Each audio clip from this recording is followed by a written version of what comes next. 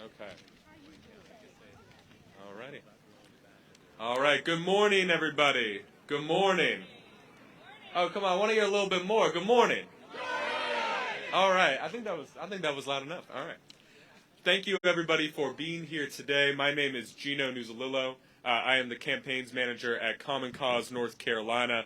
And we are here today because today and tomorrow, the North Carolina State Supreme Court will rehear and likely redecide two crucial voting rights victories in Harper v. Hall and Holmes v. Moore. These two cases, decided by the State Supreme Court just last year, about 3 months ago, my friends, struck down not only voter ID, proven to discriminate especially against black voters in this state, but also ruled partisan manipulation of our voting maps as unconstitutional for the first time in the history of the Old North State. And both, that's right, both were unequivocal victories for North Carolinians. Now, urged on by Speaker Tim Moore and Senate Leader Phil Berger, the High Court has decided to bring these cases up again for yet another hearing and potentially a new outcome. The only thing that's changed is the state Supreme Court, which flipped partisan control after the November 2022 elections. And they are not only going after voting rights either, my friends. So in response, North Carolinians everywhere from Clay County to Currituck County, from dirt roads and downtowns, seniors to students across race and class, are here today as a people's coalition refusing to let lawmakers pass their dangerous agenda without a fight. So we are gathered here today, and you will hear from a lineup of speakers to talk about the importance of not only Harper and Holmes, but CSI v. Moore and the Leandro case as well. Before we get into it, I want to first introduce the named plaintiff. Please stand up, Ms. Harper. I want to introduce everybody to Becky Harper, who is involved in the case today. Would you like to say hi to everybody? Thank you so much for being here. This is such important work, and your presence here today means a lot. Thank you very much. Thank you, Becky. Thank you, Becky. And we're going to start today. We'll keep it crisp and efficient, my friends, I promise. We are going to start first with Jeff Loperfido, the interim chief counsel for voting rights at the Southern Coalition for Social Justice and the lead lawyer in the Holmes v. Moore case. Jeff? Thank you, Gino. Thank you all for coming today. Like Gino said, tomorrow we will be arguing that a voter ID law that was passed with the intent to discriminate against African-American voters should not be given a second life simply because of change in the makeup of the court. This law was struck down as racially discriminatory for a number of reasons. I want to touch on a couple real quick. First, it had a disproportionate impact on black voters. Black voters were nearly 1.4 times more likely than white voters to lack the forms of ID allowed under this law. And our evidence showed that legislators knew about this disparate impact and plowed ahead anyway, did nothing to address it. The law was passed under an extreme and unprecedented circumstances by a lame duck Republican supermajority in a manner that hid the details of this law from voters until it was too late. And finally, this law piggybacked off of decades of discriminatory acts by the legislature to secure their political power by targeting African American voters. That includes the monster voter suppression law of 2013 and a decade of racial gerrymanders starting in 2010. Now, let me be clear. There is nothing in the law or the record that justifies this case being reheard. This case has been going on for 4 years. We had a 3-week trial. Legislators had every opportunity to say whatever they wanted to say to justify passing this discriminatory law. And they did. And they lost. And it's the same losing arguments that we're going to hear tomorrow in rehearing that were rejected by every single court that's heard them to date, including this court mere months ago. Yet here we are today because the legislature had the audacity to ask for a rehearing, and this new court had no shame granting that request. So tomorrow we will continue this fight, and regardless of the outcome, we will continue fighting. And we will fight for the rights of people like our clients, Jabari Holmes, Paul Kearney, Daniel Smith, and Fred Culp, all of whom were prevented from voting in 2016, the last time North Carolina had a voter ID law, and all of whom risked disenfranchisement again under a new voter ID law. We will fight because the fundamental right to vote should not depend on your ability to jump through financial or administrative hoops to obtain certain types of IDs decided by the legislators. And finally, we will fight because the law enacted with the intent to discriminate on the basis of race cannot and will not stand under our democracy. Thank you all for being here and join us in that fight. Thank you, Jeff. I know it's chilly out here, but I'm starting to feel warm, my friends, with these speakers. Next up is Bob Phillips, Executive Director of Common Cause, North Carolina. Thank you, Gino. What a lovely sight this is, just to look out and see so many wonderful folks here. I don't know if the Chief Justice's office window is facing you all, but I think we're going to let them know we're out here today. So, first of all, I want to thank Jeff and his fine colleagues at the Southern Coalition for Social Justice. They are our attorneys. Can't just thank them enough for the great work they do, and really all the plaintiff attorneys involved in what was last year's landmark litigation. The state Supreme Court got it right a year ago when it ruled that partisan gerrymandering is a violation of our state constitution. The evidence and finding of the facts were compelling and overwhelming. The lawmakers drawing the maps, we know what they did. They gamed the process for their own advantage like they always do. They violated our state constitution on several fronts. Our Constitution guarantees that every vote should count equally, and our state's highest court recognized that in ruling for the first time in North Carolina's history that partisan gerrymandering is unconstitutional. We know that. So what new evidence or finding of the facts is there to warrant today's redo of this decision? The answer is right, none. What is happening today in the building behind us is completely unnecessary and frankly outrageous. It's ironic that the lawmakers who didn't like the outcome of last year's court ruling outlawing gerrymandering, they were once champions of redistricting reform. Can you believe that?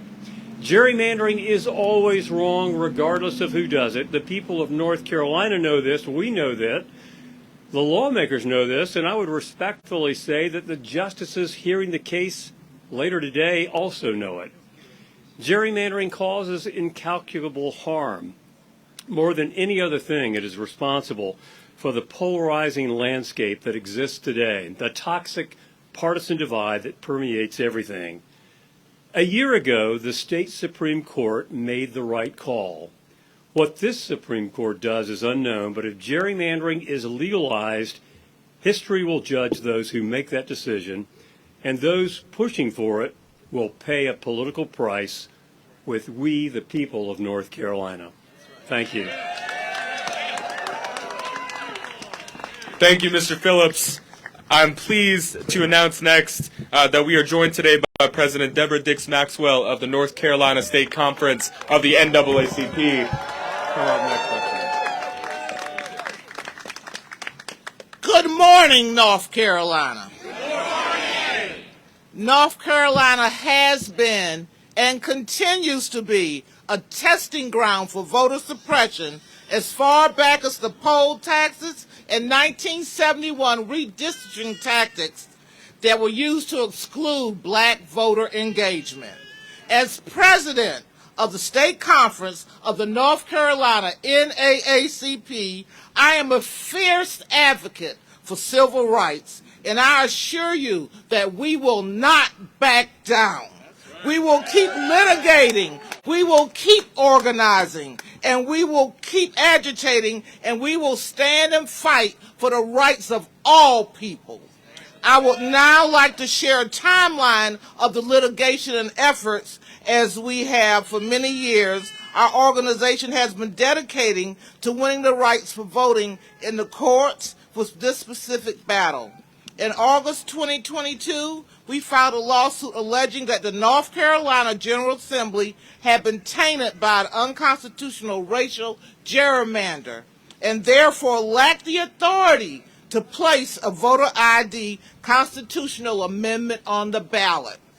In August 2018, the North Carolina Supreme Court in Moore v. Harper agreed with us, ruling that racial gerrymandered legislatures do not have unlimited authority to change the North Carolina Constitution.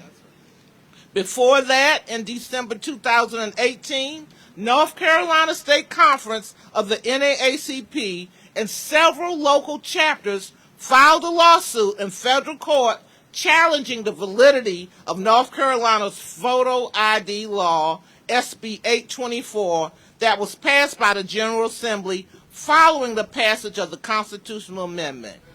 The North Carolina NAACP State Conference is challenging this law on the grounds that it was passed with a racially discriminatory intent, and that it would have had a racial discriminatory impact in North Carolina on North Carolinians. And we stand here today in solidarity with all those who continue to fight to change this law. I am honored to be here with each of you as we stand in solidarity and courageously, not just as lawyers, organizers, and activists, but as a community who understands that our rights were won through blood, sweat, tears, and litigation. So on this day, on behalf of the NAACP, I stand with my fellow plaintiffs and attorneys from Forward Justice to tell you that this fight is not over. We will not let North Carolina's racist legislature pass a law that will make it harder for people of color to participate in democracy. The right to vote is a right for all. Thank you. Thank you, President Maxwell, and thank you to the North Carolina State Conference of the NAACP. Up next, I'm pleased to introduce and proud to introduce Mr. Marcus Bass, Deputy Director of North Carolina Black Alliance. Good morning, North Carolina! Good morning! I hope that those of you in the media get a chance to pan the room, the space out here today, because this is a beautiful sight. When I look across this crowd, well over 200 plus people, and folks are still coming in. It's been a long time since we've been in this circle, North Carolina, but guess what? We're back. And we are here, and we're going to stay here until we get justice. Now, what I'm going to talk to you about for a few minutes is the fact that equal access to education and the ballot should never be up for a political debate. We should never have to rehear the conversations that the Supreme Court have already decided on behalf of the people. Now, the legacy of our state and the greatness to which we have become and the depths to which we are falling right now is because of the manipulation of our right to vote and our right to learn in this state. That's plain and simple. The fact is, these two issues are so intertwined that at one point, North Carolina, a person had to take a literacy test in order to vote. Now, that's been deemed illegal, but they knew then that they could keep people illiterate, then they could deny people the right to vote. That same philosophy they're trying to challenge by overturning a ruling that they just made less than a year ago. Today, voter turnout across North Carolina is lowest in the same counties that reportedly have the lowest average literacy rates in our state. These same counties can be correlated with the decade-long negligence of our state in the adequately funding of our public education based on a constitutional mandate. These same low turnout counties, underfunded school districts, are economically challenged rural parts of the state where over the past 10 years, illegal, unconstitutional drawing of legislative districts have eradicated over a dozen African-American state house and Senate representatives. These same parts of our state have lost the pre-clearance accountability measures spelled out in Section 5 of the Voting Rights Act, which was repealed in a similar fashion in 2013. So today, as the North Carolina State Supreme Court considers not the fate of these cases because they've already been ruled on, but today we will determine how far they will allow partisanship to control the balance of power and our right to learn and have access to the ballot. Cheating is usually done behind our backs. They're attempting to do this in front of our face. They're trying to pull the controller out of the game because they're losing. But we're here to let them know that the people united The people united. Our presence today, our march today from this ground in front of the state Supreme Court to that body, the People's Building, the North Carolina General Assembly, signals the fact that we will not be fooled. What we see happening today, this physical march, represents the lifting of the veil of a scheme that has been used to control the state, but the people are not going to stand for it. And as long as we stand united, as long as we stand vigilant and remember what is happening, we, the people, will win, and this state will be better because of our participation in this event today. Thank you very much. Thank you, Mr. Marcus Bass. And it is a good reminder that we are not here today just to talk about access to the ballot, just to talk about the vote, but about the promise of a just democracy for all of us. And included in that is the access, as Mr. Marcus Bass said, to a fully funded and equal education. So I'm pleased to announce Reverend Alvin Carlisle, the board chair of Action for Equity in Winston-Salem, and a partner in those and Every Child NC fighting around the Leandro case. Reverend Carlisle, come on in. Good morning, Justice Advocates. It is great to see you all out here on such a chilly morning. It shows your commitment to justice, what is good and what is right. When the people stand, when the people's voices are heard, justice will prevail. Dr. King said the moral arc of the universe is long, but is bent towards justice. And today, you being here says that you believe just that. Justice advocates today have joined here at the state capitol from all around the state to call on our legislature and our courts to uphold the Constitution of North Carolina. While there are many inequities and injustices that have been exacted by those who put power and profit over people, at the core of these issues are the fair and equitable funding of education for every child in North Carolina. For many years, the only hope of marginalized and oppressed people have been the remedies afforded us through our courts of law.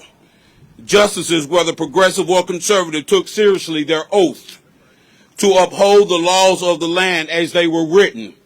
But unfortunately now many of our justices have come under the thumb of what Dr. Barber called an unconstitutionally constituted legislature. But we have to understand that we have to continue to stand united. The Leandro decision called for the honoring of what the state of North Carolina promised to every one of her children. A quality education, no amount of political wrangling should rob our children of this constitutional right. So we call upon the state legislature, we call upon the North Carolina State Court to fund Leandro, to ensure that every child in North Carolina will have highly trained, qualified teachers and administrators, and North Carolina will no longer be the laughing stock of America when it comes to educational funding. Fund Leandro now.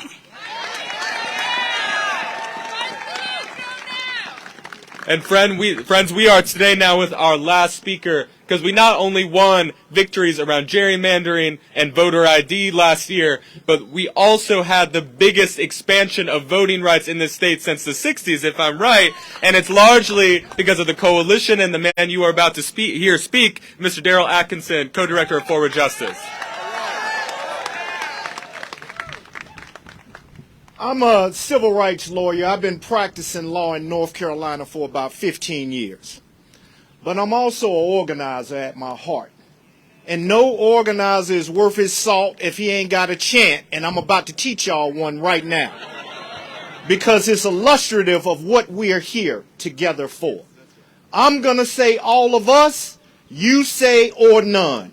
All of us? Or none. All of us? Or none. We've heard cases about partisan gerrymandering. We've heard speakers about voter ID. We've heard speakers about school funding and education. I'm here to talk about the voting rights of people formerly incarcerated.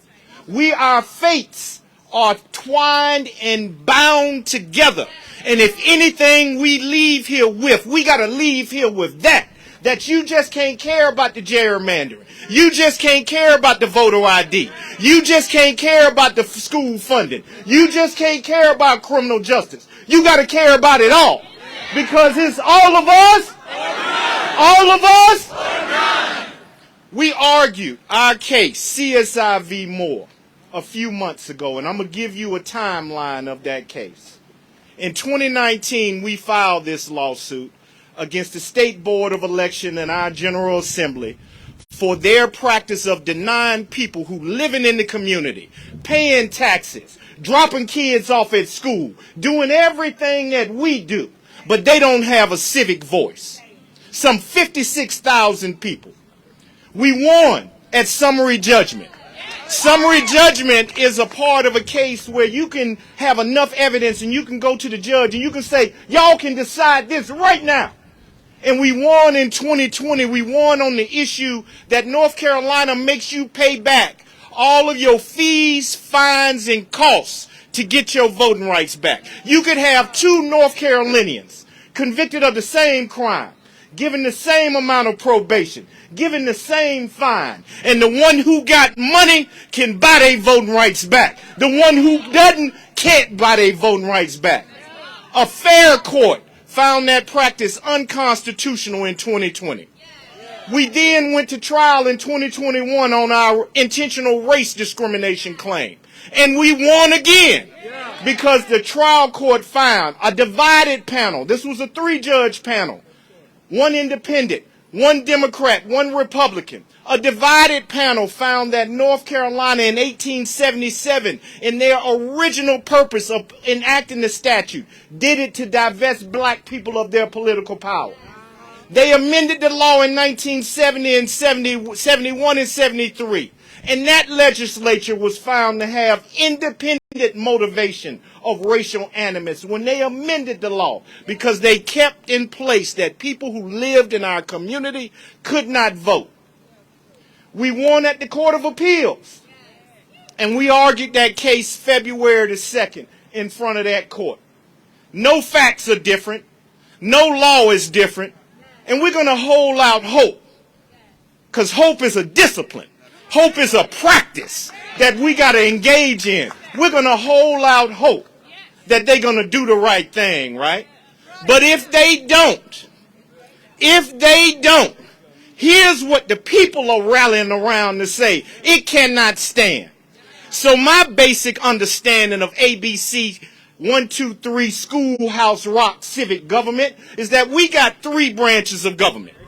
We talked about the General Assembly, who got a supermajority in the Senate and a few votes away from the House. We talked about the Supreme Court and their 5-2 composition in being hyper-partisan, and they sending smoke signals that they are not to be held legitimate anymore. We got one more branch of government, and that's the governor's office. And that governor need to exercise his power. Because this legislature, knowing that they got a court that is offering no checks and balances, they are running amok. And we need somebody to stand in the gap. Can I get somebody to stand in the gap? And the first thing that this governor can do is veto HB 40, an anti-protest bill, because see, they trying to silence the people and the very means that we use to make our voices heard. And we ain't gonna let it stand, are we? Because it's all of us. All of us.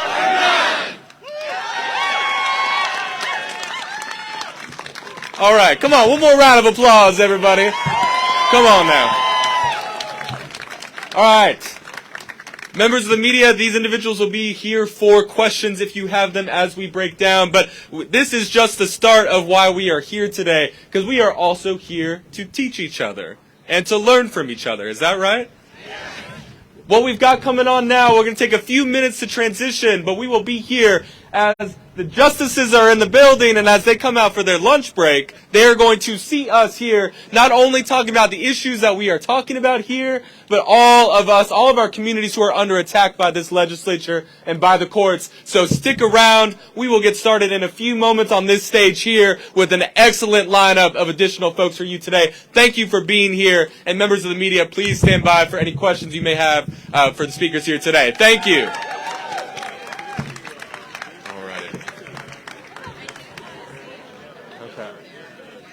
Where did Sailor Jones go? Hello. What was that? We're going to start moving up to the stage. Yeah. Thank you. I appreciate it. That one. Yeah, I know. So I'm like,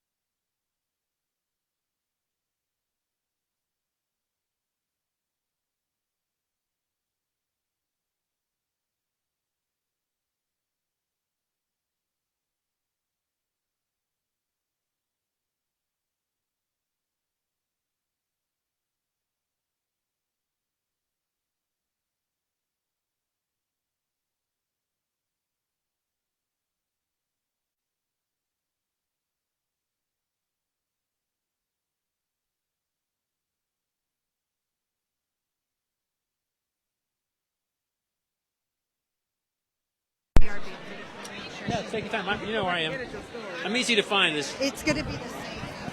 after you share it, you can go back to edit. You can edit the story. You can edit it live.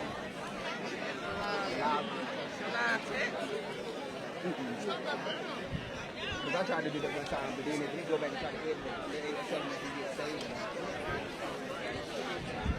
So this is what I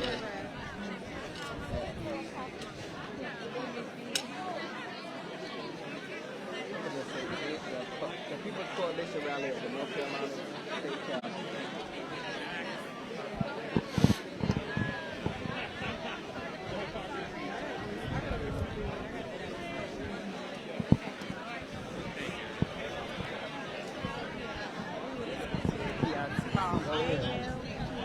Touch yourself. Oh, yeah.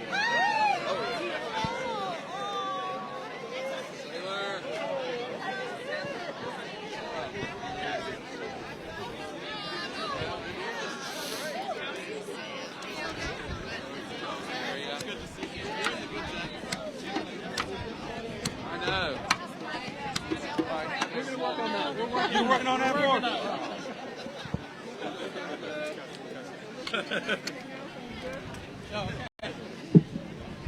Testing, testing. All right. I'm looking for Don Blagrove. Is Don Blagrove here?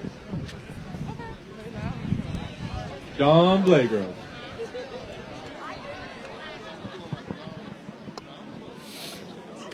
All right. Marquez, Katrina, come on up. Yeah, come on up, my friends. Hey, Don.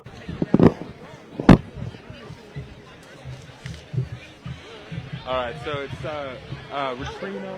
Katrina, Don, Marquez. Each of y'all will have 2 minutes. I'm going to go through a couple of quick logistics with everyone over the microphone. Then get turned over to Kia and Dondre, who will be your MCs.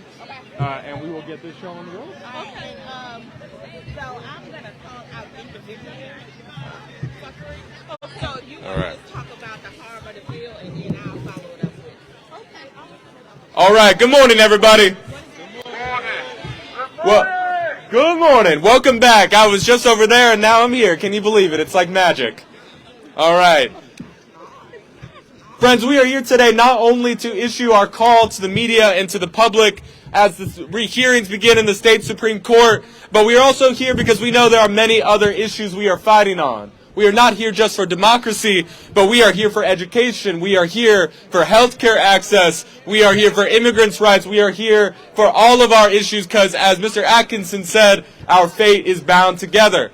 So over the course of the next hour, We will be featuring speakers from all across North Carolina, from all different issue areas, who will be telling you about the fights that they have waged and teaching us about what is happening in this state. Not only for you that are here, but for people on the live stream who are watching all across the state.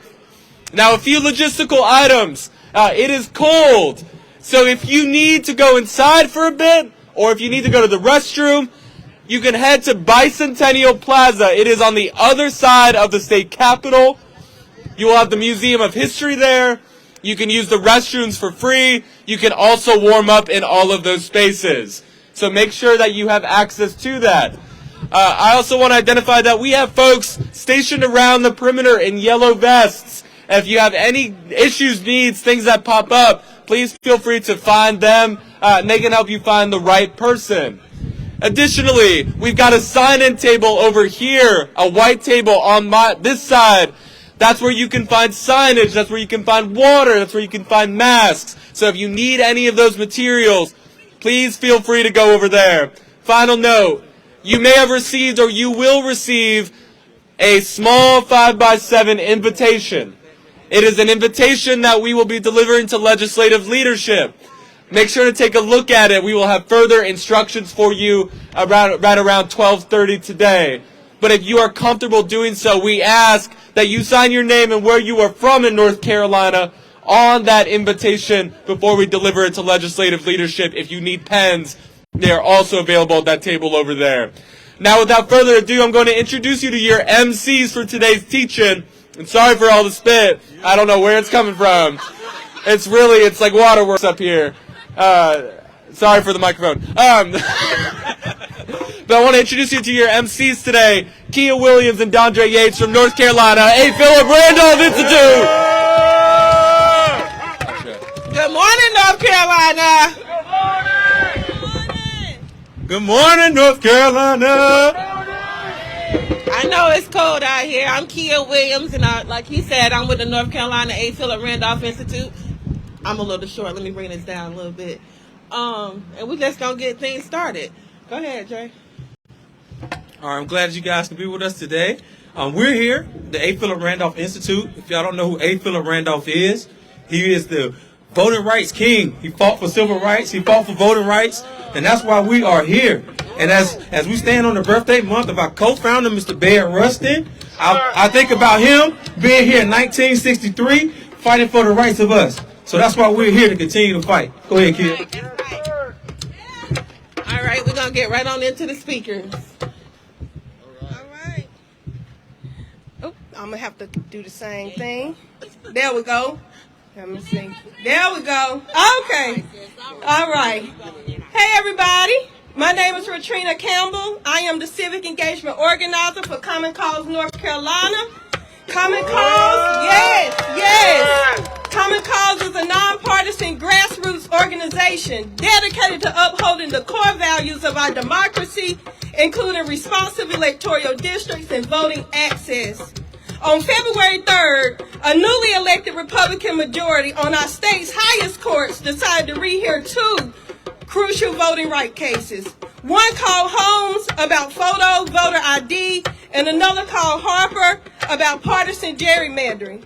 These two cases decided already by our state Supreme Court just last year. One which struck down not only voter ID, proven to discriminate against black voters, and another ruled partisan manipulation of our voting maps as unconstitutional for the first time in history for North Carolina. Both were indisputable victories for North Carolina, y'all. Now urged on by Speaker Tim Moore and Senator Leader Fieldberger, the High Court has decided to bring these cases up again for yet another hearing and potentially a new outcome. The courts will rehear Harper today and Holmes tomorrow, and the only thing that's changed, the state Supreme Court, which flipped partisan control after the November 2022 elections. That's right. As a North Carolinian myself, I was born and raised here. I always voted, but I became more involved in the democratic process when I saw how bills that negatively and disproportionately threatened black and brown communities were blatantly being decided on by representatives who were supposed to care about their constituents and communities. And were making decisions and voting on bills that were completely opposite. And it's exactly what they're doing today, y'all. So you may ask, why are we here today? We know there have been attacks on our freedom for a democracy that is for the people. We know decisions have been made by a state legislator that have tried to hold us down and silence our voices. And unfortunately, like majority of the attacks on our voting rights, disproportionately affecting our black and brown and low wealth communities. But what they must not know, y'all, is that we are a resilient group of people. That's right. That's right. That turns our outrage into action. That's right. And thank you. And I'm only one voice right now speaking at this on this mic, but I am one voice that is a part of thousands of North Carolinians who know the only way to make a change is to continue to stand together, to work together, and fight for equality, fight for fairness, fight for representation that cares about our issues, fight for black and brown communities. We will fight for reproduction rights. We will fight for LGBTQ plus rights. We will fight for environmental justice, fight for education and workers' rights. We will fight for criminal injustice and all the things that's in between, y'all. And most of all, we will fight the whole power accountable to the people. And that's what today is. Today is a people's rally. This represents, and if they don't know that, I'm so sorry, I got so hyped, y'all. Today is a people's rally, and it represents that. And if they don't know, they will know today that it's no stopping us. It's no stopping us now. We're going to keep on fighting. Thank you.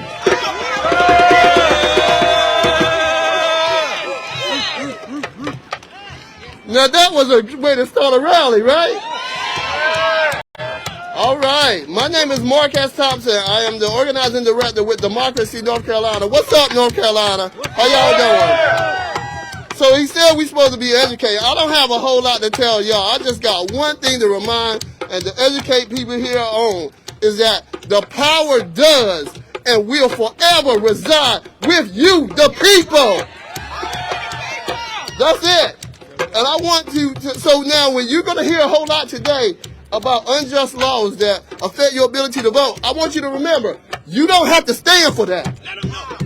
You're going to hear about some unjust and unprecedented actions from this body back behind us. Guess what? You don't have to stand for that. You got the power. You are going to hear about laws that make stuff like what we're doing here today almost illegal. Guess what? We're not going to stand for it. We need to remind these leaders, the ones in front of us and the ones behind us, that when they do these things, the people's power, when they use the people's power in this way, they risk delegitimizing all these institutions and losing the thing that our democracy is based on. That's the consent of the governed. Because we don't consent to this. We are going to fight in the streets. We are going to fight in the media. Despite false narratives, we're going to fight in the media. We're going to keep fighting in the courts. I don't care what unprecedented thing they do. We're going to keep fighting in the courts. We're going to fight in the ballot box. I don't care about gerrymandering maps. We're still going to go and vote anyway. And guess what? We're going to fight in these streets. I don't care what laws they pass. Because the power is with the people. And the people united will never be defeated.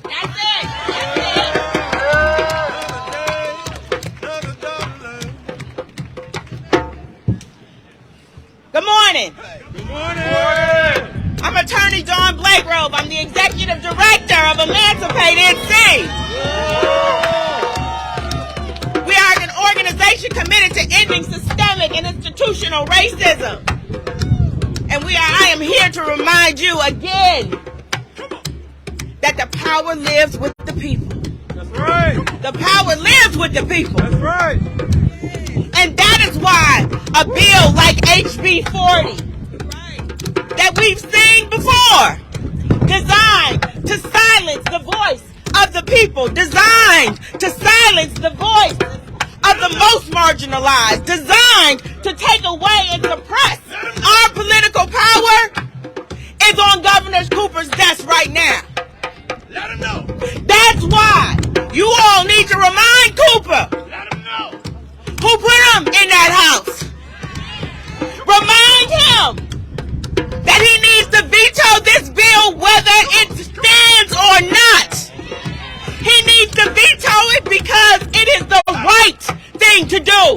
And if not, he will get on the list. Y'all, what list you wonder? That list, that growing list of pretend progressives. Let's talk about it. Because with our power, we can oust those pretend progressives. That's called OPP. Ousting pretend progressives. Say it with me. OPP. We ousted pretend progressives, so let's talk about it. Let's talk about Mary Willis Bowden, who just became a senator with the support of progressives and voted to protect law enforcement and white supremacy by upholding a racist anti-black riot bill. Let's talk about how Mary Bowden believes that children have rights, that women have the right to choose their own reproductive health, that parents have the right to choose what their children learn, but she does not believe that Black lives matter. Let's talk about pretend progressives like Cecil Brockman in the House of Representatives, who represents Guilford County and voted to suppress the riot, voted to suppress your voice and your rights. Let me remind you that Guilford County is the very place where the 1969 Greensboro uprising happened, where law enforcement killed black children for fighting for their rights to dignity. Cecil Brockman, you are a pretend progressive, and we coming for you. Let us not forget Abe Jones, who is in the sunken place and we don't have to talk about. Let's not forget. Let us also not forget Shelley Willingham. Shelley Willingham, who is a primary sponsor on this bill. Let me be clear, ladies and gentlemen. Let me be clear. What do you expect from a black man that willingly dances with the devil? Willingly dances with the devil of voter suppression. Willingly dances with the devil of unaccountability for police. Willingly dances with the devil of white supremacy to silence your voice. Shelley Willingham is a black man that willingly dances with the devil to suppress people that look like him. Know who you are dealing with. Oust these pretend progressives. Say it with me, OPP. Oust pretend progressives. OPP. Oust pretend progressives. Thank you. Thank you. Wow. We're going to remind our speakers to introduce themselves as they come up. Black Voters Matter, how you doing? All right, moving on. 2 minutes. Pay attention to Mr. Tyler Day. He holding the signs up to give you guys clues, okay?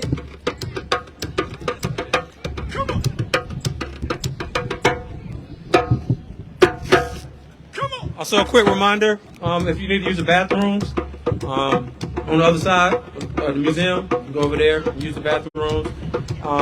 Be back here at 12:30 so you can be a part of the march. If you do leave, be back here at 12:30 to go to march with us. We're gonna get ready to keep this thing going. We're gonna get hype. So we're about to get a chant going. So I'm going to go ahead and pass it on to my APRI brother, Mr. Alex Mumford, to lead us in the chant. Come on, y'all, clap. Let's go. Good morning, everyone. Good morning. I I am Alex. I'm with the A. Philip Randolph Institute. We're about to lead us into a chant. So I'm going to say 1, 2, 3, 4. Voter rights we're voting for. Voter rights we're fighting for. 1, 2, 3, 4. Voting rights we're fighting for. 1, 2, 3, 4. Voting rights we're fighting for. There's a second part as well. 5, 6, 7, 8. We cannot afford to wait. 1, 2, 3, 4. Voter rights we're fighting for. 5, 6, 7, 8. We cannot afford to wait. 1, 2, 3, 4. Voter rights we're fighting for. 5, 6, 7, 8. We cannot afford to wait. 1, 2, 3, 4. Voter rights we're fighting for. 5, 6, 7, 8. We cannot afford to wait. I love it. We fired up. Let's go. Yeah. Let's go. Let's go.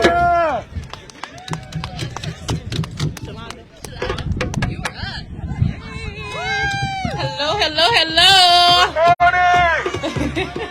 I am Shalonda Riggin. I am the education coordinator for Seeds of Hope CDC in Robinson County, Lumberton, North Carolina to be specific. South Lumberton, yay, South Side. Got a little supporter over there. But today I stand before you to speak about education and what is going on with Leandro, right? Everyone's heard that name, Leandro, going on so much. But I come to speak on my Leandros, the ones that are a part of my community, right? So, over an 8-year span, I just want to say this because that 8-year plan should have been in place to take care of these things as well. But over an 8-year span, right, we have been affected by not only the education system, but actually environmental injustices as well. So in 2016, Hurricane Matthew hit, and our children were without education because they had to be out of school. In 2000, come on down, from 2016 to 2018, Florence hit. Our kids were out of school again. And then everyone went through the pandemic in 2020, right? So then, 2 years later, so this is all over an 8-year span, right? And 2 years later, our kids had to deal with a brand new curriculum. So I stand and I fight for the education of our children. My granddad used to say, I see I only have a minute left, but my granddad used to say, we have to stop serving up hot bowls of cold soup, right? And right now, that's what the General Assembly is doing by holding back these funds. They're making it look beautiful. They're giving our kids a place to go without any substance inside. So to you all, I say, we have to stop serving up hot bowls of cold soup. All right, have a good one. Thank you.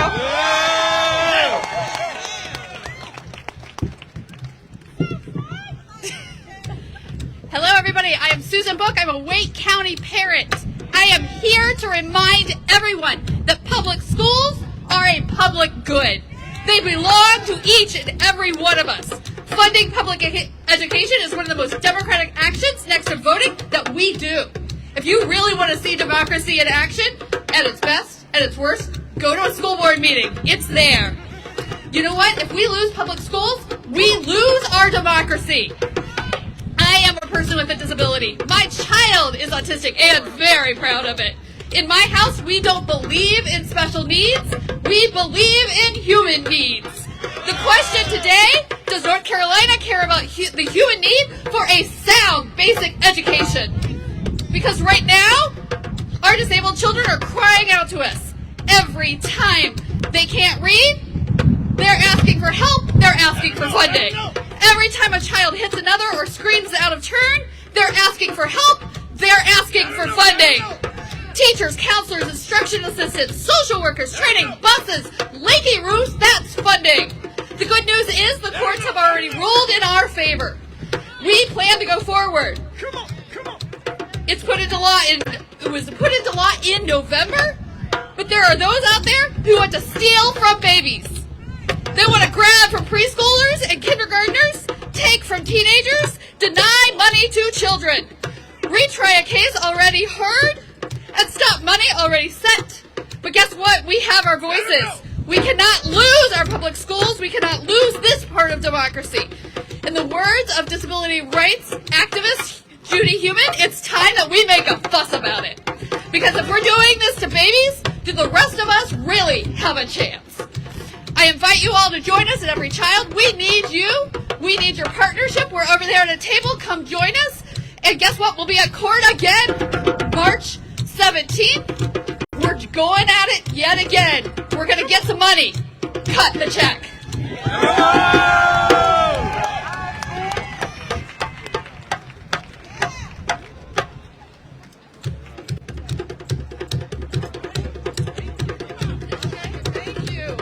Hello, everybody. I'm Rebecca Cerise. I'm the health policy advocate at the North Carolina Justice Center, and I am so thrilled to be in this beautiful crowd filled with people who are standing up for free and fair elections and want to connect the dots for our friends and neighbors about how the decisions that happen in Raleigh at the General Assembly and at the Supreme Court have real-world consequences, and that we can do something by working together to change things in our state. The people together, we are powerful. How powerful? Well, later today, in the building over there, the NC Senate is going to vote on a bill that finally expands Medicaid.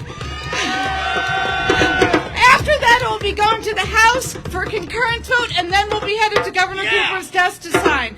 Medicaid expansion will expand health coverage to over 600,000 North Carolinians, begin to address the disgraceful racial health disparities we have. It will strengthen our rural hospitals and, in turn, our rural communities. It will give more people the ability to get mental health and substance use disorder help instead of incarcerating them for what are essentially health issues. It will allow people to get preventative screenings, improving their health outcomes.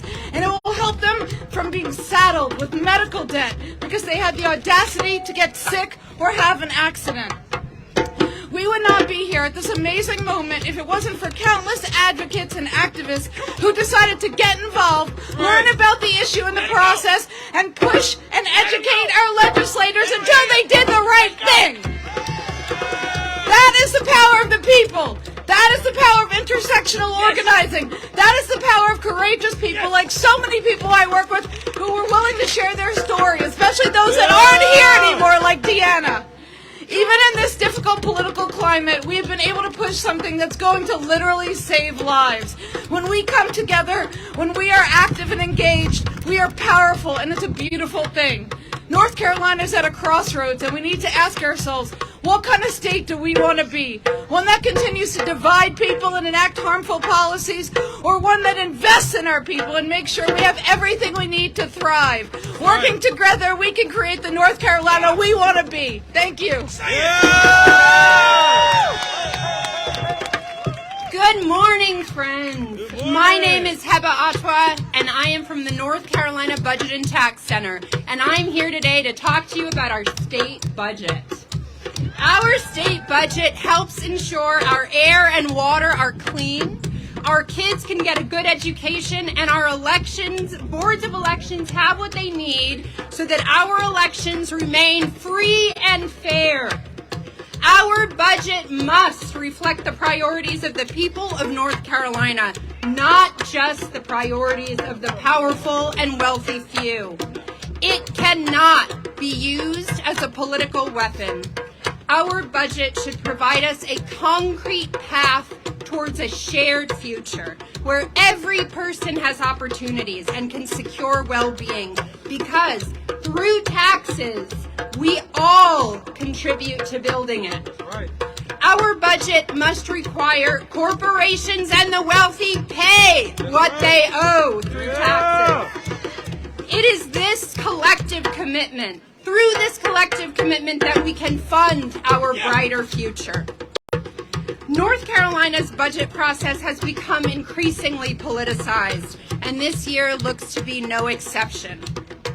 A budget is always about choices, but when fewer and fewer people get to make the decisions and fewer people have opportunities for input, the budget gets further and further away from reflecting the real and actual needs of our community. In the coming months, as the state approaches the end of the fiscal year, lawmakers need to hear from people across the state. Don't give us arbitrary spending numbers. Show us that you have assessed our real needs. Don't present the budget and require a vote in less than 48 hours. Make sure that people and every policymaker have the opportunity to review it. Don't block public comment. Don't divert the wealth that our work creates to profitable corporations. Stop the scheduled elimination of the corporate income tax. So please, join us. It's time for North Carolina leaders to show that they value the people. That's right. Not their corporate donors. Not their campaign contributions. So please join us in demanding that the people have an opportunity to share their priorities for the budget. Follow us on Twitter, NC Budget and Tax. Sign up for updates, ncbudget.org. Thank you.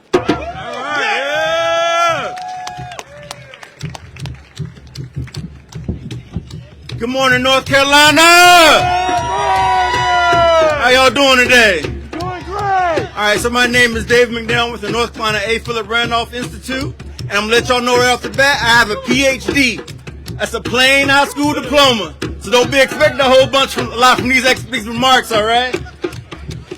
So like I said, my name is Dave McNeil, and I'm the Regional Director for North Carolina A. Philip Randolph Institute. We are a nonpartisan, nonprofit organization and the senior constituency group of the AFL-CIO. That's right. So I'm going to give some brief remarks on workers' rights, labor, and democracy. First and foremost, the labor movement is one and the same as a civil rights fight. You can't have one without the other. There are many historical instances where the labor and civil rights movement collaborated. I'll give you a couple of examples. In 1941, under immense pressure from Asa Philip Randolph, who threatened to march on Washington, President Roosevelt issued executive orders to end employment discrimination in the defense industry. In 1963, labor sent 40,000 union members to the March on Washington for Jobs and Freedom, orchestrated by A. Philip Randolph and Bayard Rustin. Bayard Rustin, by the way, just had his conviction vacated after over 7 decades of being charged with disorderly conduct in a North Carolina court. That's right. But today isn't about a history lesson. It's about making history. Our organization believes that all working people share the same goals: political and social freedom and economic justice. Right. We encourage the expansion of political activity at the state, local, and national levels. Voter registration, education, mobilization are our main goals. I'm getting rushed. I'm going to go to the end, all right?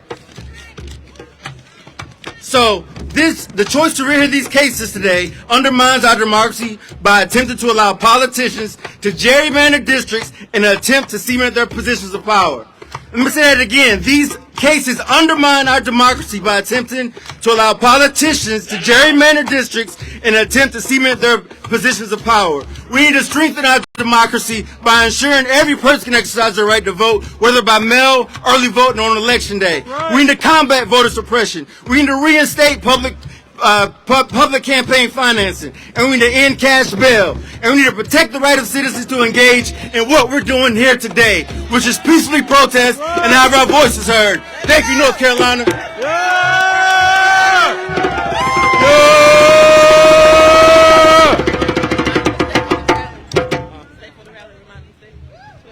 Hey, no one leaves yet, y'all. We just getting started. All right, we're heading to do that march thing, so don't go nowhere. Come on up, Rodolfo! Buenos días. Me llamo Rodolfo Martinez Barron, and I am here representing a Mexican, the Association of Mexicans in North Carolina, a Mexican Inc. As immigrants ourselves, or as children of immigrants, we cannot fathom the thought of being separated from family members and friends. The Association of Mexicans in North Carolina stands present here today to state that it stands against any anti-immigration bill.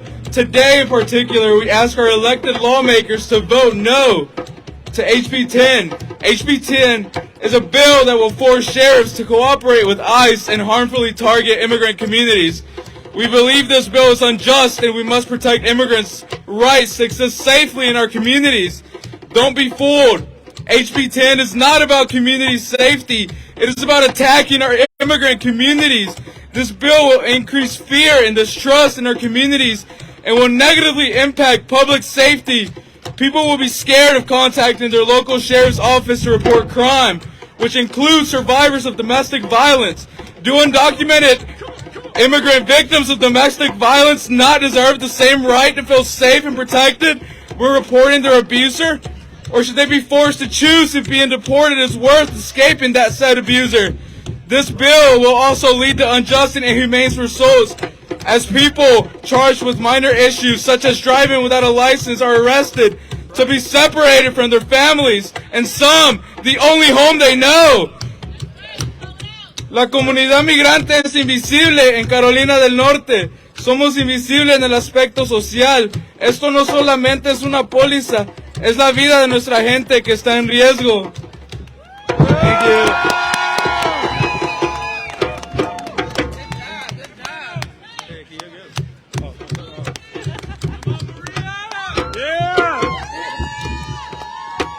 Good morning. My name is Maria Gonzalez. I am the Deputy Director at El Pueblo. I'm going to give you the most condensed history timeline ever. All right. After 9/11, DHS, Department of Homeland Security, was created. Along with it, ICE, Immigration Customs Enforcement. Along with it, 287G, a voluntary program where sheriffs could collaborate with ICE. Bring ICE into our communities. Along with it, we were now seeing the ban of any reliable form of identification. In the early 2000s, those without a social security were able to get a license by using their tax ID number. But the state failed at creating a secure system, and citizens were falsifying them left and right, and those of us without a social security got punished. Now you cannot get a license. Now we couldn't drive on the streets, pick up our kids from school, go to the hospital, but we problem solved. We began using the matriculas. We began using this form of ID. But the state found out and banned that too. We protested for 30 days outside of the governor's mansion, begging McCrory to veto this, but it was useless. All while people were getting picked up left and right by ICE. So we problem solved again. Faith Action began creating community IDs, and we've been using those ever since in the counties where the program exists. All while community members who were tired of families being separated fought against 287G. Voters went to the sheriff candidates, asked them to end their program, told them we would vote for them if they ended this program, and both kept their promises. But then the legislature got upset that something good was happening, and in the most ridiculous, undemocratic move decided that it would now be required all across all 100 counties, what only existed in 15. And because they saw us using the community ID, they decided that that too would be banned. So now we have HB 10 and HB 167. All we want to do is exist. We want to provide for our families, but they're making it literally and legally impossible. What more do they want from us? We work their fields, die of heat exhaustion because the federal government refuses to pass stronger heat protection. We get imported from Mexico, from Central America on temporary visas that keep us dependent on employers that exploit us. They argue that they want a way to prove that we are who we are, but they ban any logical possibility. We hope you support us in fighting against HB 10, HB 167, and all immigrants in our communities. Thank you. Yeah!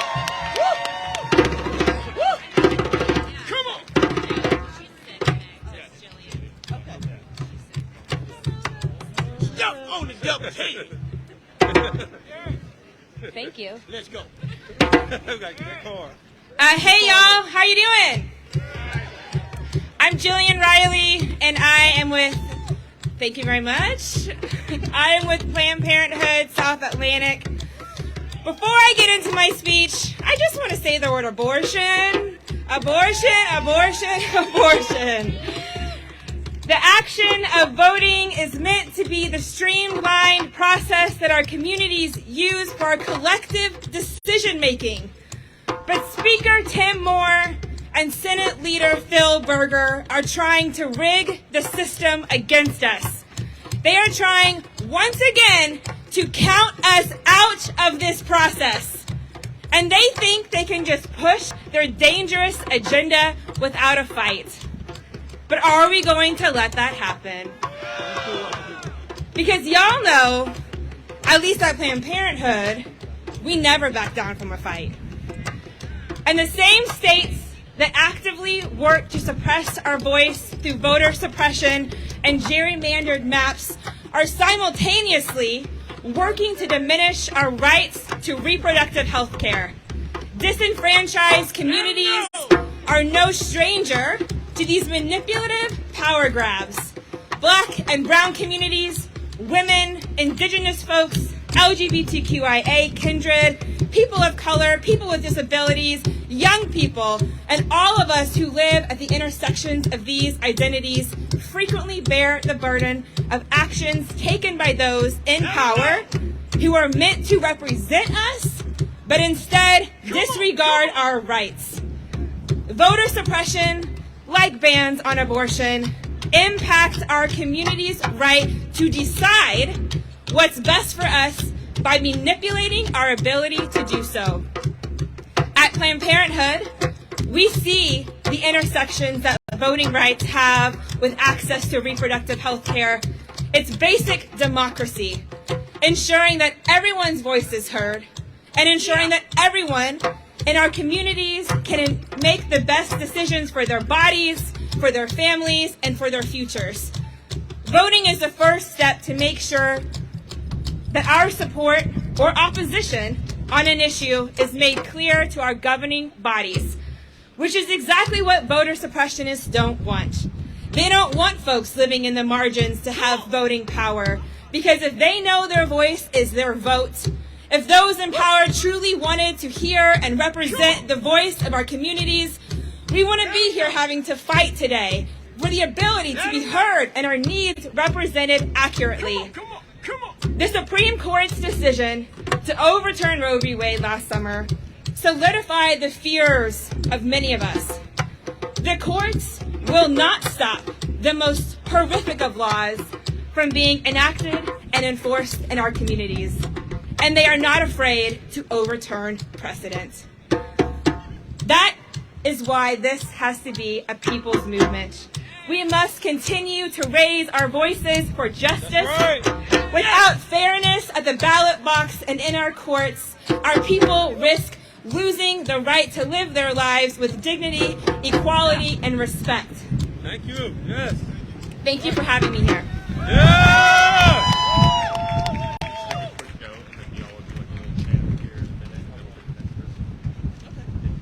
All right. Thank you, everybody. Just a quick note, one more reminder. We are going to be marching together to the legislature at 12:30. So if you leave for any moment, please come back and join with us at 12:30 when we march to the legislature together. One quick reminder. Now I'm going to turn it back to Kia and Dondre to get us a little bit more hype and then continue with our speakers. We are now in the short rows, my friends. All right, let's do it. I'm going to say justice for the people. All voices are equal. Justice for the people. Thank you. Y'all can do this. Let's go. Justice for the people. All voices are equal. All voices are equal. Next speaker, please. All right. Yeah. Hey y'all, my name is Z. I use they, them pronouns. I'm an organizer at Equality, North Carolina. As an organizer, I am far too familiar with the attacks on democracy and civil rights, and I recognize the ways these attacks impact different members of our community in different ways. We know that voter ID laws especially impact black voters and low-income voters and deprive hundreds of thousands of North Carolinians of the right to vote. Simply put, voter ID laws and the manipulation of voter maps are a threat to our democracy. True democracy requires representation for citizens of all backgrounds and identities. And policies that attack our civil rights often have the worst outcomes of those who are already marginalized in our society. In the fight for the LGBTQ plus equality in North Carolina, we are facing unprecedented attacks on the rights of queer and trans community here and beyond. Across the nation, lawmakers are introducing bills that ban life-saving medical care for trans folks, restrict or ban drag performances, and erase LGBTQ plus identities from school curriculum. Lawmakers are trying to legislate us out of existence and erase us from public life. This session, lawmakers in North Carolina have already introduced a Don't Say Gay bill and a trans medical ban. This is the second time they have tried to get a Don't Say the version introduced in this session would censor curriculum on gender identity and sexuality and subject trans students to forced outing in the classroom. We've also seen 2 North Carolina school boards implement anti-trans athletic bans. Policies like these target the fundamental rights of queer and trans youth, and they have a life or death consequences.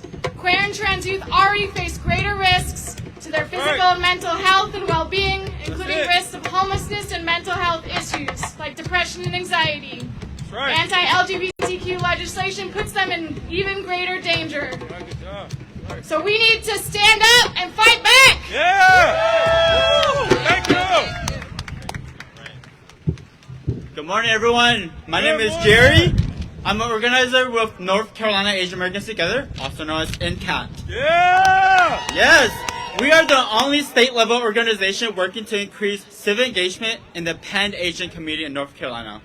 And census results show that over the past decade, our community has grown 7 times faster than the statewide population. But barriers continue and have kept our political and economic power from keeping pace. A lack of language accessibility and limited contact about elections are major examples of barriers for the Asian community and exercising our right to vote here in North Carolina. Since 2016, NCAT we have worked year-round to create more informed and civically engaged communities, and we are making progress in turning out Asian American votes in every single election. Last year, our organization worked hard to share with our community multilingual, culturally competent information about how to vote. We sent over 700,000 multilingual mailers, made over 150,000 calls and texts, knocked over 6,000 doors, and hosted a voter assistance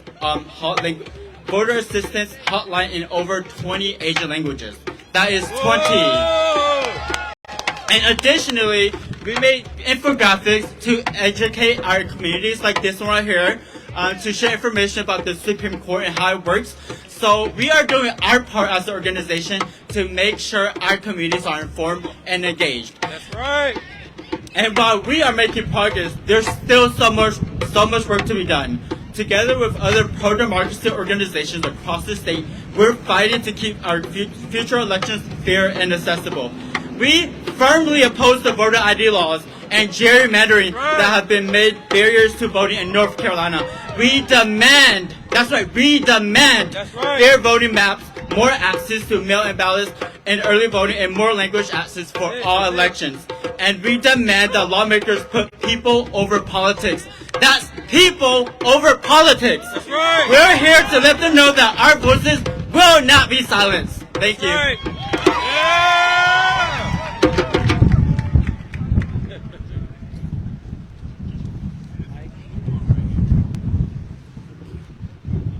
Good morning. I'm Javita Lee with North Carolina Black Alliance. Thank you. So you see, the funny thing about history is that it always repeats itself, which is what has brought us back here on this day, defending our right yet again to a fair and equitable democratic process. Having maps that represent the people's common interest is imperative to ensure that communities are able to thrive. Right. Map manipulations do nothing but exacerbate the impact of voter suppression, lack of access to education, inadequate health care, and of course, environmental injustice. Right. Communities, black, brown, and low income especially, suffering from the environmental racism that has presented itself for decades. Right. Communities that are forced into districts that minimize their influence and create political inequity are more often than not the same folks that are facing respiratory hazards, toxic water from lead and PFAS contamination, lasting impact of record-breaking natural disasters, and even more. It is a result of intentional discriminatory zoning practices that have made fence-line communities the sacrifice zone for bearing the weight of polluting industry and lackluster infrastructure. Gerrymandering also opens the door for harmful policies that we've seen roll through our North Carolina General Assembly. Thinking back to 2021, when Senate Bill 605 gave permission to industry to continue business as usual, creating a bare minimum permit for hog waste projects, limiting agency review, but most importantly, silencing the voice of the people, their opportunity to speak out against the harm that they experience in their own communities. This example and many more is why fair representation is critical. We want a healthy and fair democracy. We must provide a system where the voters determine the outcome of elections and districts with shared interests that can be developed into impactful policy. So we will not stop. We will continue to advocate and prioritize the voice of the people, because it is the people, the elders who built this movement, and all of us in between, who will fight for a victorious future. Thank you.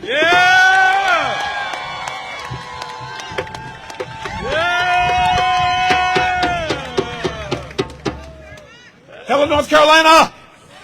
What up? Show me what democracy looks like. This is what democracy looks like. Show me what democracy looks like. This is what democracy looks like. Good morning. I'm Hennis Gaddy, and I am the Executive Director of Community Success Initiative, a founding member of the Second Chance Alliance, and also the Criminal Justice Chair for the North Carolina NAACP State Conference. For 7 years after I came home from prison after 5.5 years, I was on probation, and I'm going to talk about protecting our voting rights for people who have records. And for 7 years, I was unable to vote because I was still on probation. Coincidentally, I was unable to vote for the first African-American president. And I come from a very civic-minded family, so to me it was kind of devastating. We have a system that continues to punish and criminalize you after you've served your time. That's right. That's right. Restoring voting rights for people with records allows us to vote for people who support reentry policies and practices so we can help create a better system and society. Many issues and policies concerning our criminal legal system and the people who become entangled in it are being heard and are being decided on right now.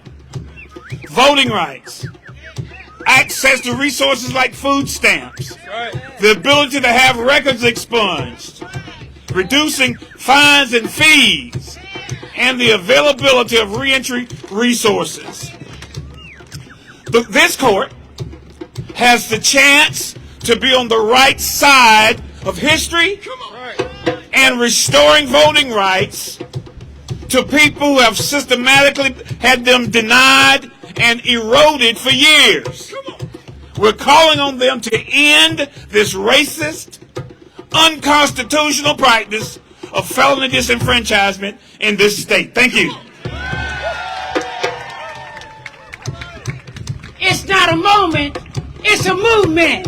It's not a moment, it's a movement. My name is Diana Powell. I'm Executive Director of Justice Serve in North Carolina, also the statewide outreach coordinator for Second Chance Alliance. All of us here today have probably stood in protest for others at some point. There you go. That's right. Calling for support where we had none. That's right. Or crying out for an end to one injustice or another. That's right. We must continue to use those voices to advocate policies that support re-entry, demand that the governor do the right thing and veto this bill. And we must also use our voices and vote as if our lives depended on it. Freedom is on the rise. It's not a moment, it's a movement.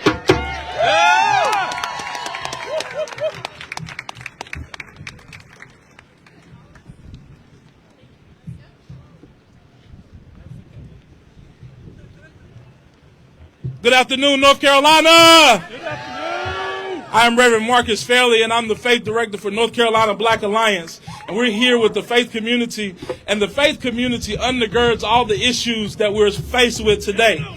With the hope that lets us know that if we don't get an answer today, we get up again and fight tomorrow.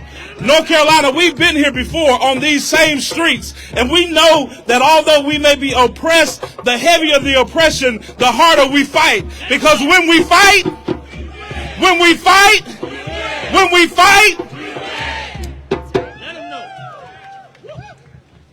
Hello, everybody. I am here representing the North Carolina Council of Churches. I'm Rem Martin, the Eco Justice Connection Coordinator. Black Lives Matter, y'all. I remember remember the day I watched on the news about Trayvon Martin's death. I thought to myself, what if that was my brother?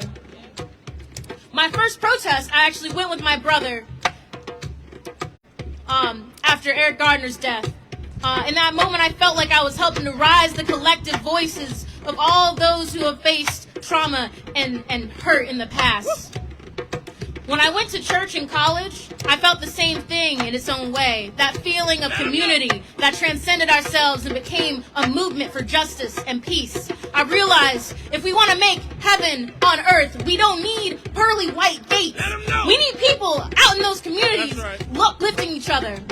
For those who have committed sins to recompense, and for people to recognize the sins of their ancestors and come together to right a wrong that has hurt all of humanity. I see people trying to take away the voting rights of people who look like me. If we haven't already been here before with different rhetoric and excuses. I see those who wish to divide us, split us apart, so that our individual votes and voices don't matter as much. I see attack after attack on my queer sisters, siblings, and brothers who have only ever wanted for us to be ourselves. But I also see we can make a change. I encourage you to speak your truth. Let them know we won't back down, and we won't take no for an answer. When the alternative means we have more little kids watching on the news and feeling powerless as we die. We are powerful because we have each other. Forged from adversity, we are a family that cannot fall. We are the people. Yes! My name is Abby Loveland. I am with Carolina Jews for Justice. Thank you. Regardless of our backgrounds, our identities, we all share one belief and one faith, and that is that anything about us, without us, ain't for us. Can I hear everybody say that with me? About us, without us, ain't for us. We are witnessing the unholy consolidation of power in the hands of the few. That is not democracy. That is a system of rulers and the subjugated. Jewish people have a history of standing up to tyrants. We are coming up on Passover, Pesach season, where we tell the story of liberation from bondage, a story that has no end, and until we are all free, will not end. And long ago in that story, and time again, in the face of injustice and subjugation, we say, let my people go. Today, and every day, we fight to say, let all people vote. So let me hear you say it with me. Let all people vote. Again, let all people vote. Again, let all people vote. We're going to be here every day until we're all free. Thank you. That's right. Yeah. And I might just give the staging for this last one. We're our last speakers.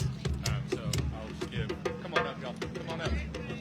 And I'll just give a brief kind of. All right, everybody, how you feeling? Good. All right, you're just starting to get warmed up now, just starting to get a little rhythm, a little shimmy in there. Friends, we are with our last slate of speakers today, and it's a special one.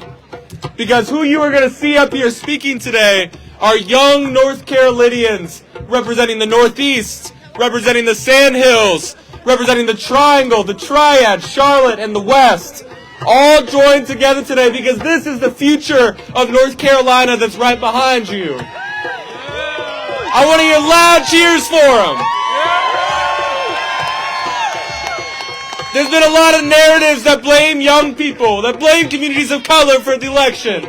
And what we're showing you here today is that North Carolina is strong, North Carolina is rowdy, it is resilient, and it is here to fight back, and these people are leading that effort. So I want you to give them a big round of applause. Make sure you stay with us after as we begin our march to the legislative building, so don't go anywhere, folks. Now I'll turn it over first to our good friend Ayanna Beecham, if you are here.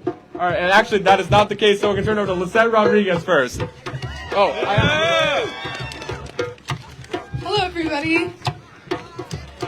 My name is Lisette Rodriguez. I'm from Fayetteville, North Carolina. I'm 25 years old. I'm a musician, activist, and the newest organizer at Common Cause. I'm excited to speak to you guys today. I I'm here today because we are a moment in time where our courts and legislators seem to have their priorities mixed up.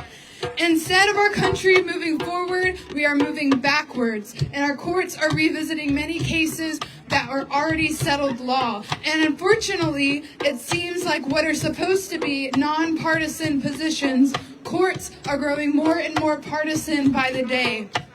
Instead of moving forward together to address our affordable housing crisis, unaffordable health care, police brutality, the cost of prescription drugs, climate change, environmental protections, and the biggest wealth inequality gap this country has ever seen, they are stripping back our rights and bowing down to our their corporate donors, not ours. We can't even get a measly $10,000 reduction in our student loans that the government profits off of. But we can bail out banks and subsidize corporations by the billions. We can give tax breaks to the rich, but some want to strip away essential social safety nets like Social Security and Medicaid. The reproductive rights my mother had for nearly 50 years have now been stripped from me and my generation and generations past. States are introducing anti-LGBTQ legislation all across the country. They are criminalizing art. They are banning books about African American history, diverse families, and anything that is deemed woke. That's right.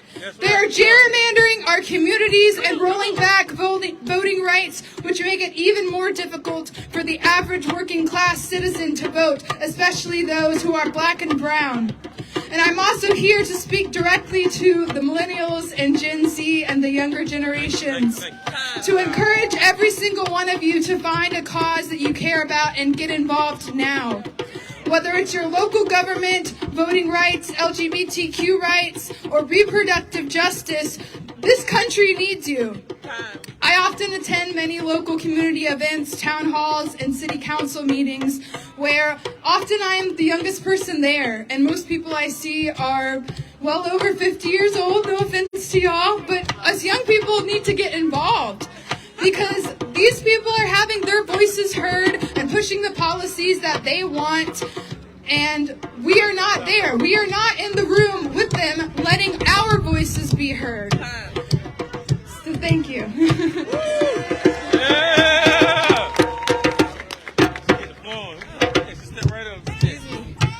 Yes, Bronco Pride. Good afternoon, everyone. My name is Ayanna Beecham, and I am a junior at the illustrious Fayetteville State University.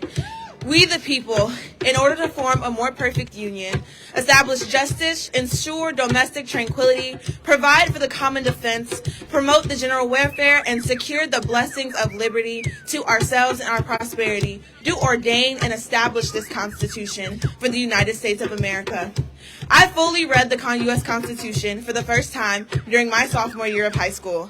I was new to the world of activism and civic engagement and felt it was only right for me to read the heavily referenced document which provides a foundation for the government systems which rule today. My experience in reading the U.S. Constitution wasn't a pleasant one. I was overwhelmed, scared, and even brought to tears once I realized the level of disregard for my humanity. My feeling of distress was heightened once I realized the overlap between the rhetoric of the Constitution and the systemic issues I see within my community. Quite frankly, my fears turning into anger and distaste as I continue to see the same communities becoming a victim to the system that did not care for it in the first place. I am no longer satisfied with the bare minimum. I am no longer begging to be heard. I am no longer asking to be considered or taking a posture of prostration to be included. You will hear me. You will not overturn my right to vote. You will not limit my access to education. You will not limit me to a number and play with my life as it is only a statistic. You will not continue this cycle of oppression, and you will not silence me or the nation of people behind me who have worked tirelessly to have a presence within their own country, who have fought without rest for an ounce of peace. I will not continue to fear you. I will not continue to be overwhelmed or disappointed by you. I am demanding that you protect my right to vote. I am commanding that you give me real justice without excuse or complaint, without strife or hesitation. You owe me, and I'm here to collect.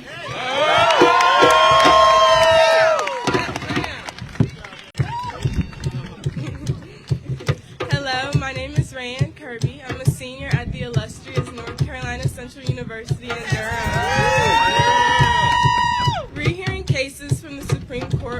extremely rare. Independent legislative laws will bring on an unfair voting disadvantage, especially with the upcoming 2024 presidential race and the upcoming state and local elections in North Carolina. At an HBCU, an already marginalized group, issues like these will only further damage our community. With the extreme amount of gerrymandering done by North Carolina and the work we have done to combat it, this can all be reversed and become legal if the court makes the wrong decision on this case. This only further suppresses the power of our vote. As a political science student who tries to help educate and teach my peers about voting, how can I teach them about the importance of their vote when the state constantly tries to strip us of our power to vote? Citizens between the ages of 18 to 29 are the largest and most diverse group of eligible voters in the country, but they have less than a 50% turnout during the election. By saying this, I urge everyone, especially young people, to educate themselves about candidates and make informed decisions about who they elect. This is our state, our democracy, our home. We get to decide what it looks like. In 2024, we will be ready and they will not succumb us in this attempt to silence us. Thank you.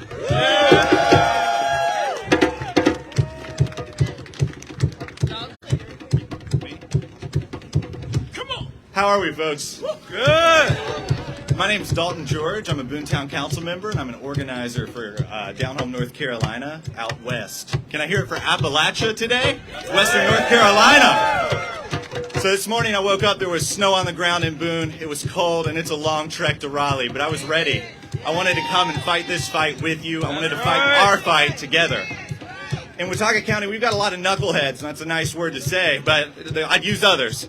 Just like we do in the General Assembly, and just like we do in the Supreme Court, that are dedicated to voter suppression. They don't care that there's precedent set. They don't care that there's an established voting site. They go after it every year after year. And we fight it, and we get in the streets just like we're doing right here. And if we take that energy from Watauga, I'm bringing it here, you're all bringing it from your community, and it's hard to do that. The easy thing to do today was sit on your couch and stay warm. But everybody here got up. We're here, we're in the streets, we're doing something that's uncomfortable. We're nervous speaking, we're talking to people we don't know. Because we believe in a better North Carolina, we believe in strong communities, and we're ready to fight anti-democratic practices. Let's go, let's get it done, folks.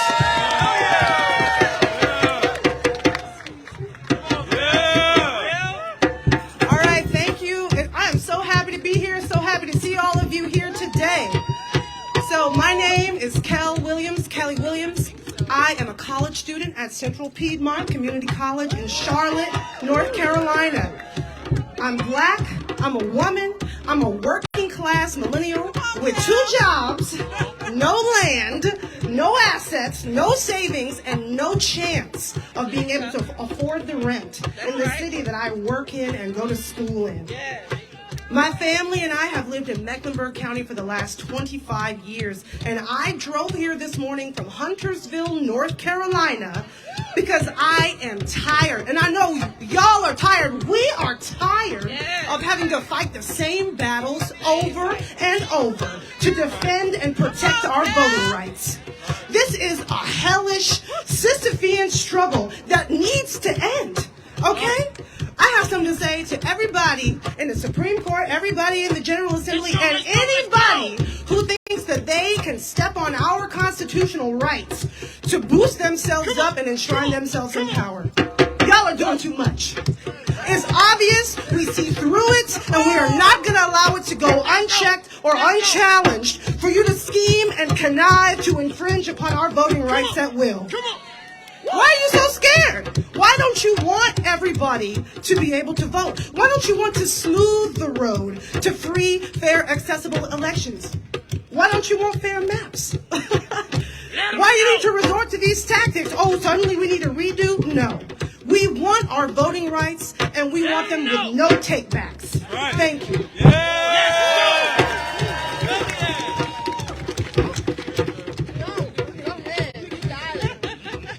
Hey everyone, my name is Terrence Whitby, and I'm with ABC2, A Better Chance, A Better Community, a non-profit meant to uplift the community and engage with the youth, as you can see.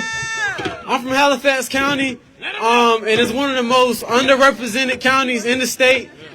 So many times we've seen our resources actually be stripped away from us, and I think right now we are tired. As we look around, we see so many people who are seeing how this American dream has been slept, how we woke up to a nightmare. And right now it's time for the chains of oppression to be stripped away from us. It's time for us to take back our freedom. It's time for us to take back our rights. It's time for us to stop complaining and start changing.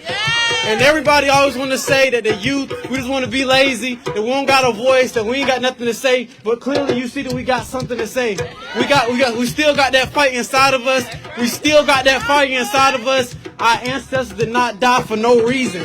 And I refuse to stand on the sidelines idle while everybody else playing basketball, playing ball. They get to have their fun. They think it's all fun and games. But as they see right now, we got a purpose and we got a vision. So no longer will we live where they say that we live in the land of the free and the home of the brave, but we're scared. We're no longer scared. We have no fear. So we're going to stand up and we're going to live by it or we're going to die by it. Thank you.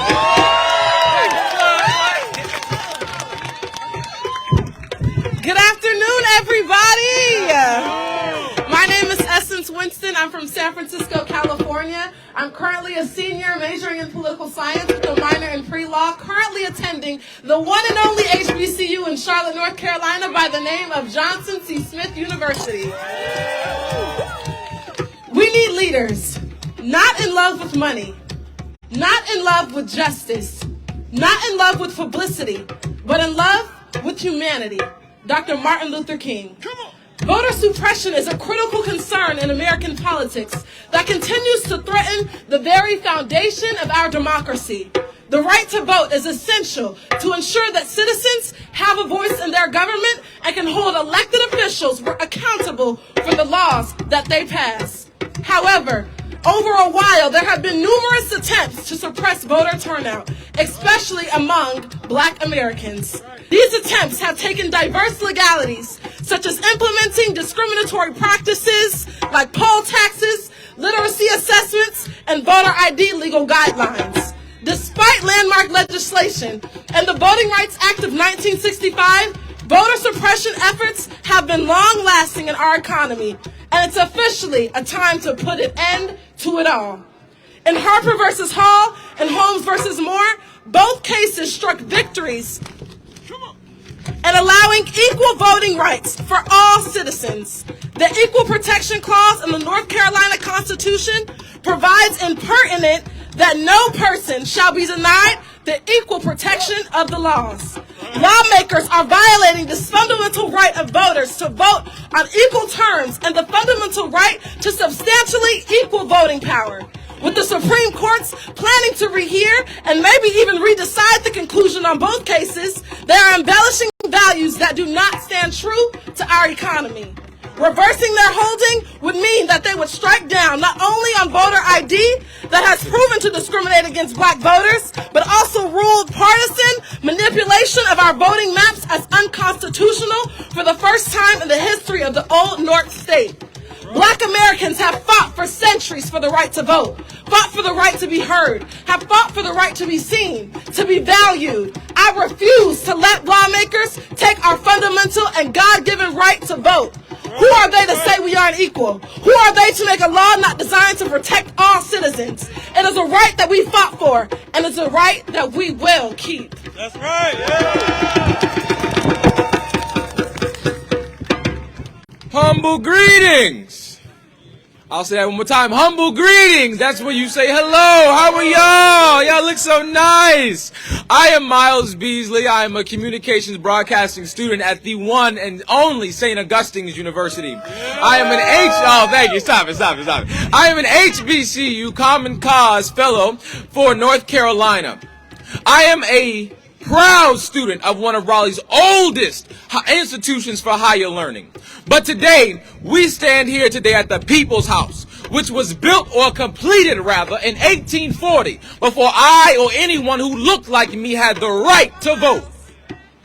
So to think that after Jim Crow, after voter suppression, after segregation, the fight is still not over. No, in fact, we are still fighting, but we are not fighting each other. We are fighting power-hungry politicians and their policies and laws that do not help us, but I don't even know what they do. It just makes me mad. I got a little hyped up. Today, Here at the People's House, it is not just about race. It is about power-hungry people who are trying to put our needs to the sidelines. But that phrase, we the people, for the people, by the people, we are the people of which they are concerned. So don't you think we have the right to and deserve the chance to make our voices heard? Well, that's the thought. Our state, our politicians are playing a dangerous game, trying to prevent our voices from being heard. Today, we are here today to fight not only for democracy, but to protect our rights. Gino, I'm going to keep it short, I promise. I urge every elected official to use their power wisely. Every legislative leader should increase transparency in our government. We understand what is at stake here. So today, I'll leave you with this. When I say Ashe, you say power. Ashe! Ashe! Ashe! Thank you. Good night.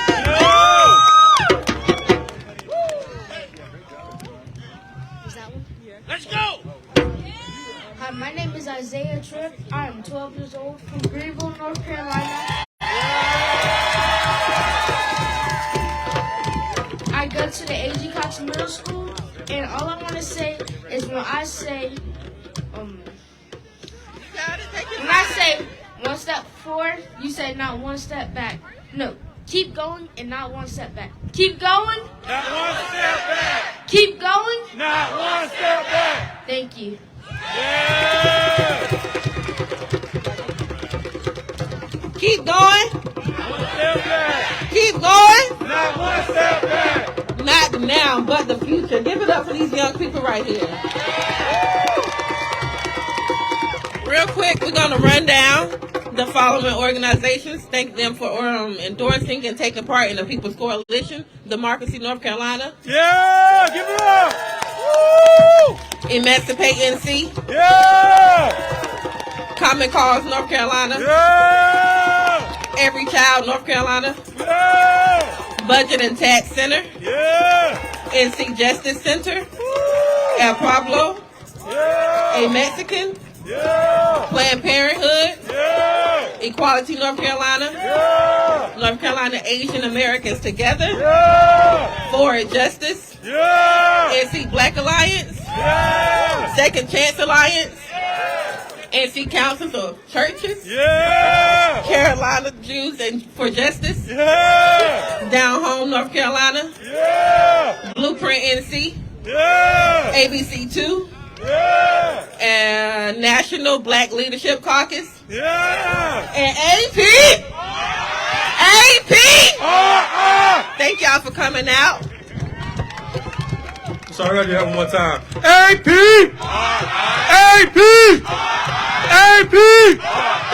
All right, y'all, let's get ready for this march, y'all. Let's go. That's right. Another round of applause for Kia and Dondre for emceeing for you today. All right, folks. The moment you've all been waiting for, thank you for being here. I hope you have your invitations ready. I'm going to invite on Mr. Marcus Bass again to give y'all our call to action as we begin to head over to the legislative building. Marcus, you want to come on up? All right, everybody hold up your envelope. Everybody hold up your envelope. If you do not have an envelope, raise your hand so someone can get you an envelope. Now, this is the most important action that we're about to take part in right now.